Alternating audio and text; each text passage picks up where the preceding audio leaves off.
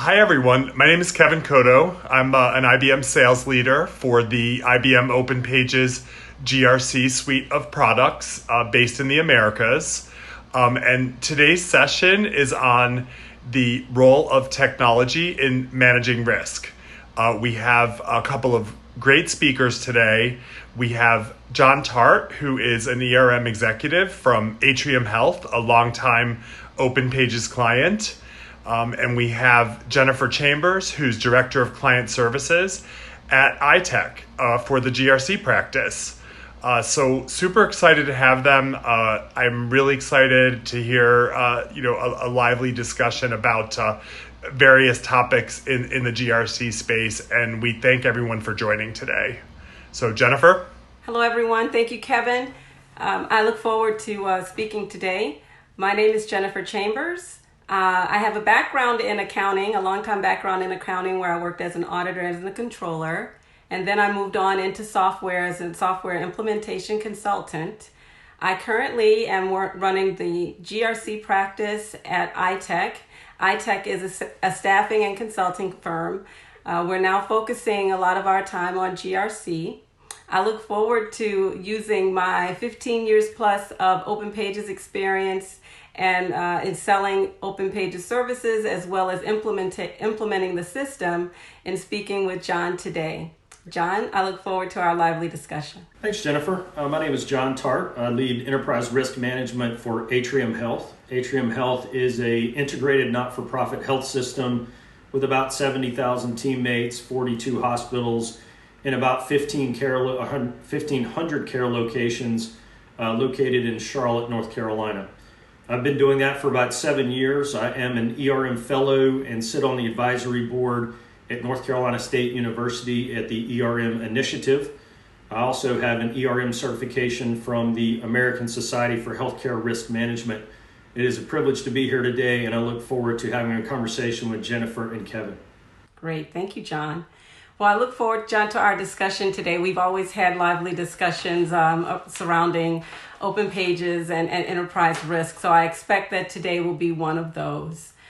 So I'd like to start today talking a little bit how the pandemic has changed the healthcare business for you at Atrium. It's been significant. As a matter of fact, just last week, after 462 days, I believe it was, we just went from a priority 1 in our incident command center down to a priority 2, which was a big change. But managing an event over about 14 to 16 months certainly has proved challenging, especially with the pace of new things coming at us, whether that be COVID or the risks associated with COVID.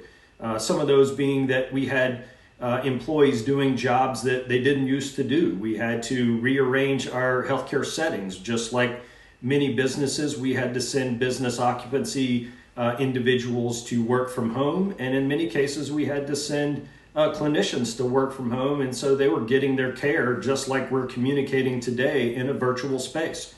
We look for that to expand over time, but it was certainly, in many cases, new for us, especially on that particular scope that we saw it over the last 16 months. And I suspect when you have to send the businesses home to work from home, they were able to work from home using OpenPages as well. Absolutely. Because of the way our network is set up, they had full access to the network, so there was no interruption in that. We may talk a little bit more about what that looks like longer term with some kind of cyber interruption that we look at. But yeah, they were able to see everything just like they would in the office. That's fantastic. John, what new or unforeseen risks have been identified? So many things, some of what we just talked about, right? Moving folks to the home base, there's privacy concerns, there's confidentiality concerns, do they have the right network? Can they get in? Do they have the right tools? That was one of the things we did very early on as we sent folks to their home environment. What tools do you need to be successful? Is it a laptop? Is it a camera? Is it a desk? Is it a chair? Then the other piece is, how do we configure the settings of healthcare to take care of patients? We still had to make sure that they were social distance from each other. We still had to make sure that they weren't two individuals to a room. We had to take some changes into visitation. We take it for granted that you have a loved one or a friend or a neighbor that's in the hospital, you get to go visit them. That was not the case during this particular situation. And it becomes very difficult, to tell an expecting mother, we can't allow anyone to come in for the delivery, or someone that's in end of life care. We can't allow your family to be with you during those difficult times. And so we had to adapt technology where we could and make that happen. But those were all new risk areas for us, and we had to adapt on the fly and figure out how we were going to understand those, assess those, and be able to report out on those. And in terms of your business, for a timeline, did that take a significant amount of time for you to make those adjustments? Jennifer, a great question. Yes, it did. That's the downside of the way we've been doing business up to this particular point. It takes time to assess a risk. It takes particularly a new risk, one that you've never seen before, one that no one else has seen before. It takes some time to understand it, and you have to also be flexible to change that assessment as that risk develops. And then as you put control activities in to manage it, you also have to monitor those and see how those change over time so that you can measure this within your appropriate risk appetite. So yeah, all those things came into play, and hopefully as I'm learning more about tools that IBM has and other folks are bringing on, we can speed that process up, assess those risks a little bit sooner, get some understanding and help from that, and do a little bit better job producing information in a more timely manner. Yeah. So it sounds like it has raised some awareness for business continuity and some disruption planning in your organization. Is that correct? Absolutely. Coupled with COVID, we had the Colonial Pipeline interruption that we had to manage. We had a number of other cyber events that came online. We had continued to have severe weather. We had tornadoes. We had hurricane season, which we just entered again. And so we had normal disruptions that went along with those pieces. To accompany that, we also had interruptions for folks on their home network, right? Their network was down. They had an interruption. They had a challenge associated with that they had to deal with. And then you have that from the patient side, right? As a patient is communicating with you through their mobile device on their network, they have an interruption, whether it's cell service, whether you can't hear, you have a technological issue. All of those things came into play, but it also gave us a different perspective on business continuity.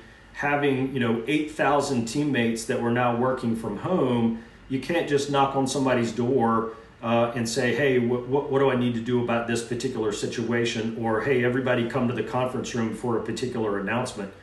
We had to do those in different ways and use different platforms in order to accomplish the work we were doing before. That's fantastic. So it sounds like you did have some planning already in place, but you had to come up with other creative mechanisms given the sudden onslaught of what happened with COVID.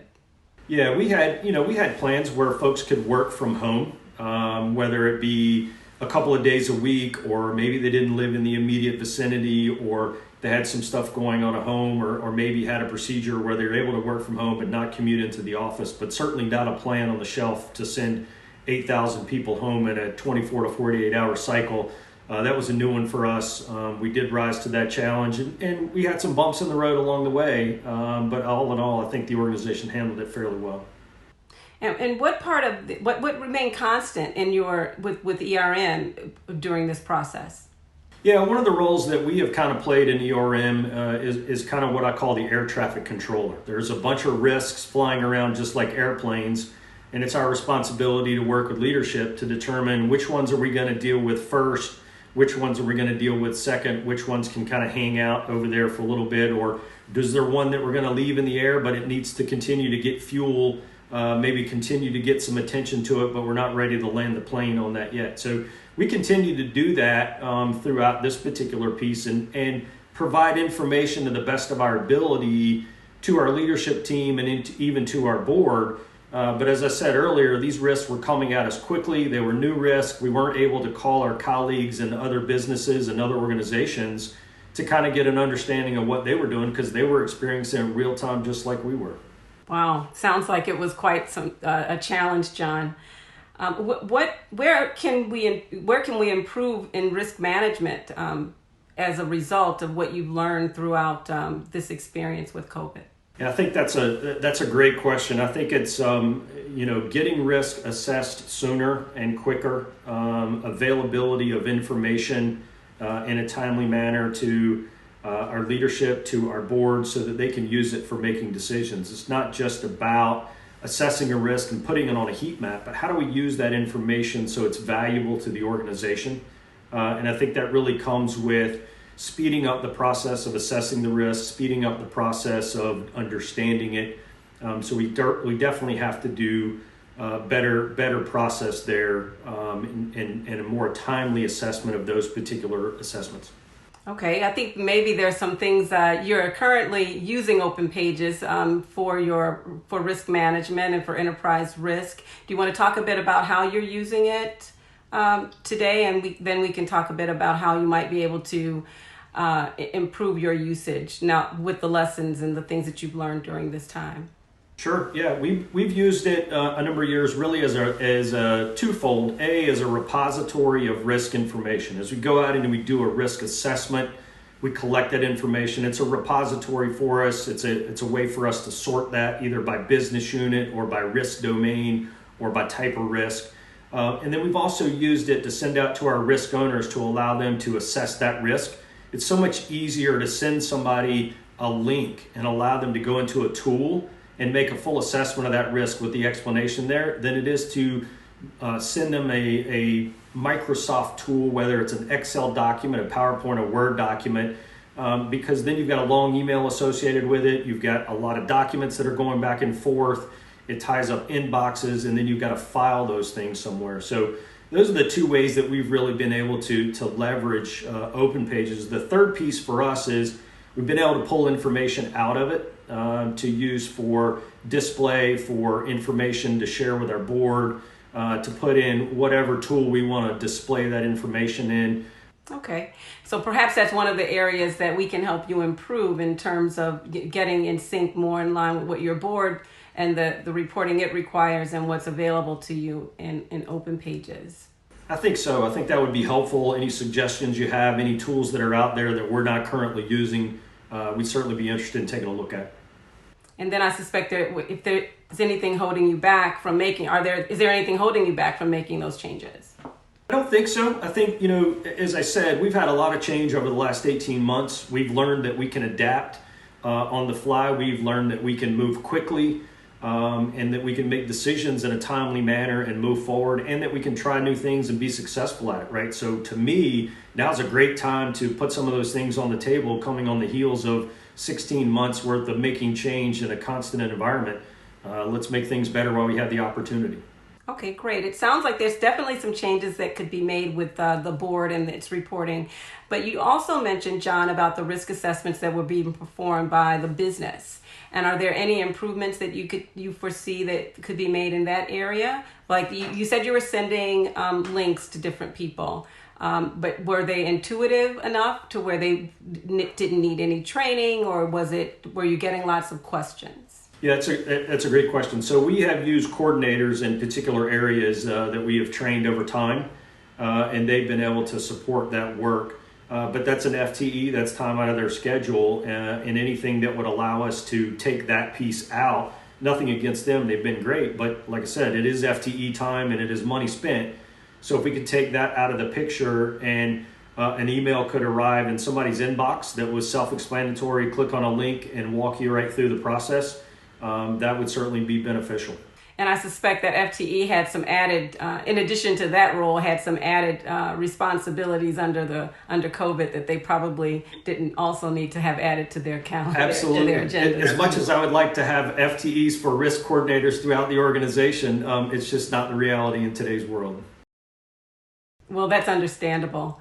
Well, what I'd like to do now is to help with some of those challenges. I'd like to have Kevin talk to us a bit about some of the capabilities in OpenPages surrounding AI and how those might be useful, and then we can continue on. Thank you, Jennifer. In OpenPages, we have pre-built integrations with our IBM Watson products. We've got very robust AI capabilities, starting from things like Watson Assistant, which is a chat bot that helps walk users through doing specific tasks and getting information. And then we've got tools like our knowledge catalog and natural language classifier that actually help our customers, look for specific information, through large volumes of data, and also help our customers with, suggested terms, suggested definitions, suggested taxonomies, and that type of thing. So it's really strong integration. IBM has been in the AI space for a long time, and we're really proud that our products are fully integrated and support many use cases in the AI space that can really progress your GRC programs. Okay, great, Kevin. Thank you for that. So, John, it sounds like you're using human capital to perform some of the functions for AI. Do you see where there would be a role for AI to play in managing risk for Atrium? Yeah, that's a great question, Jennifer, and I'm glad that we're talking about this today. And Kevin, thanks for bringing those things up. First of all, I love your Watson commercials. Every time they come on, I'm fascinated by what that can do. But also, think in my day-to-day life and the activities that I do. I've got so many tools at my disposal that make my life easier, right? I've got a watch that will tell me when I start to walk, and do I want to start tracking my workout? I've got a ring that kind of gives me a sleep score and a readiness score every day. I've got a little tool over here on my desk that I can give commands to, or start a list or a grocery list, or get a reminder about.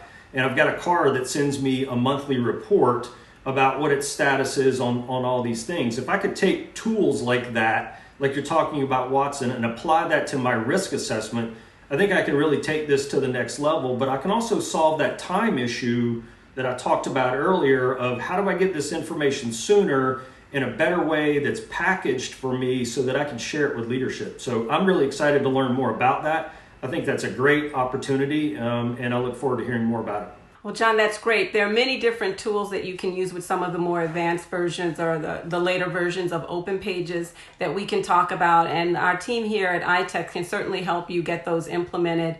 There are a couple of steps to getting them fully integrated in your system, but part of it is training the system. And iTech has some tools where it gives you some advances on that training.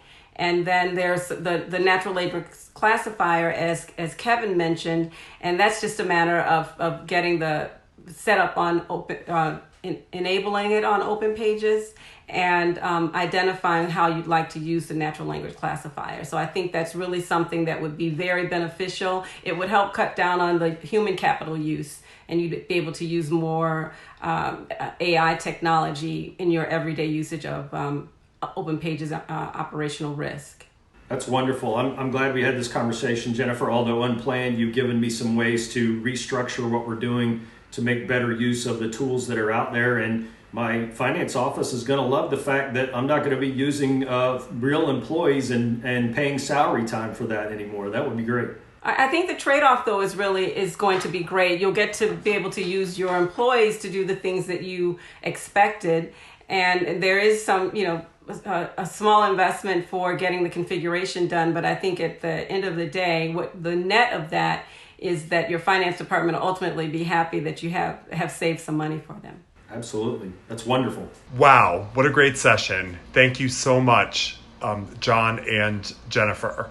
John, we really appreciate you being a longtime customer of OpenPages. We love to engage with our customers, often and on, these complex topics. It helps us really keep our product current. And Jennifer, thank you so much for facilitating today. You are a great, wonderful business partner of IBM OpenPages, and with iTech's experience in the domain and with the OpenPages technology, it's just such a pleasure to have you on the discussion today. We at IBM really appreciate everyone's time today. We've got a lot of materials out there. There's some calls to action on the webpage that you're using to view this view this presentation. And I encourage folks to go to IBM.com and search for OpenPages. We've got a lot of great material out there. So thank you. Have a wonderful day. We appreciate it. Thank you.